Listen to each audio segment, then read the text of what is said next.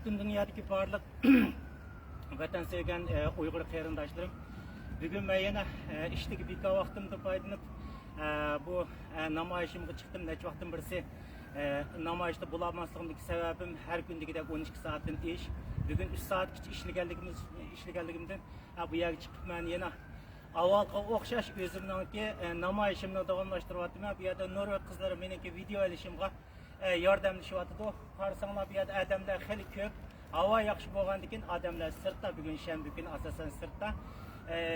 Xitoyning virusi bu yerda bo'lganligimiz uchun diqqat qilishimiz kerak. Men bu yerda qanchalik tura olayman, tura olmayman bilmayman. Ammo saqchilar kelib bu yerda tursang bo'lmaydi degicha men turman deb. Mening bugun bu video orqali butun dunyodagi vatan sevgan qarindoshlarga, Uyg'urlarga deydigan so'zim shu. Bütün dünyada yüz berayotgan vaziyatlarni sizlar bilib turibsizlar qarindoshlar. Xalqimiz jumladan Uyg'ur xalqi Amerikaga, Yevropaga rahmat deydi.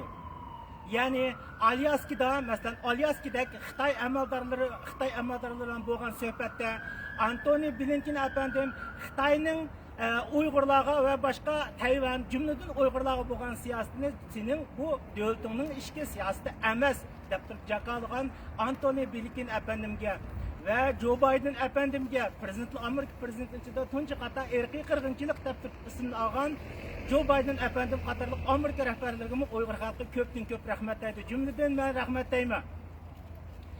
Hem şununla birgə Xitay vətənimiz Şərq Türkistan və ya Uyğuristandakı Uyğur xalqiga yurgizayotgan mecbur əmgək bolsun, erkek kırgınçılık bolsun, muş sebepten şu rayondaki Bingtuan, yani Xitay g'avchilari, Xitoyning askarlari bo'lgan Bingtuan ve 4 nafar Xitoy g'avchisiga jazo yurgizgan Amerika, Yevropa, Kanada qatorliq 30 davlat rahbarlariga ko'pdan ko'p rahmatimni bildirmoq qarindoshlar, ham Uyg'ur xalqi rahmatini bildirdi.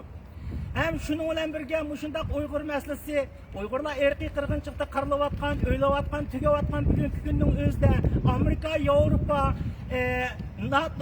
Yevropa qatorliq davlatlar bizni qo'llayotgan mezgilning o'zida buniga qarshi oldi, xuddi jalab xutunni qarshi olganda qarshi olayotgan Turkiya, Eron, Saudiya Arabiston qatorliq davlatlarning rahbarlariga o'zimning jumladan o'zimning keskin noroziligimni bildiraman.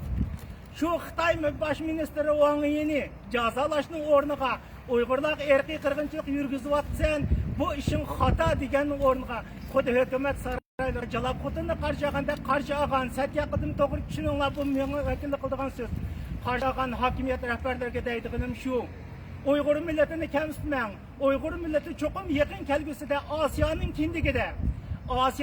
kindigida bugun Xitoy tilida atalgan nom bilan atalgan Şinjan'da, yani biz atagan Şərq Türkistan veya Uyg'uristonda o'zining bir mustaqil davlatini, yani Osiyoning kindigida Isroilga o'xshaydigan mukammal bir davlatni qurib chiqadi.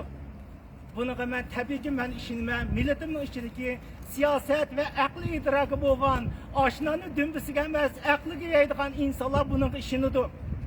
Shu vaqtning o'zida yana siz mush qilig'ingiz bilan Uyg'ur amaldorlarga, Uyghur prezidentinin aldığı kildiğinizga biz tabii ki işinimiz.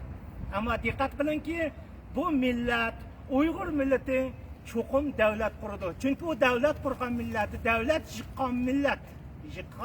Devletini kurgan hem devletlerini yıkkan millet.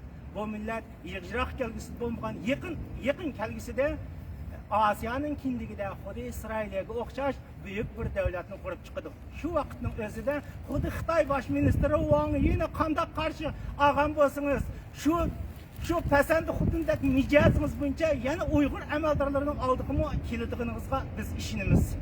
Xitoy amaldorlari bilan ashundaq bu dünya qiyomatgacha ashundaq o'tib keting. Shundaq o'tib ketsiniz, keyingi avlodlarimiz Uyghur milletinin avlodlariga nima deydiganligini o'zingiz javob berasiz. Rahmat. Aks qoldi.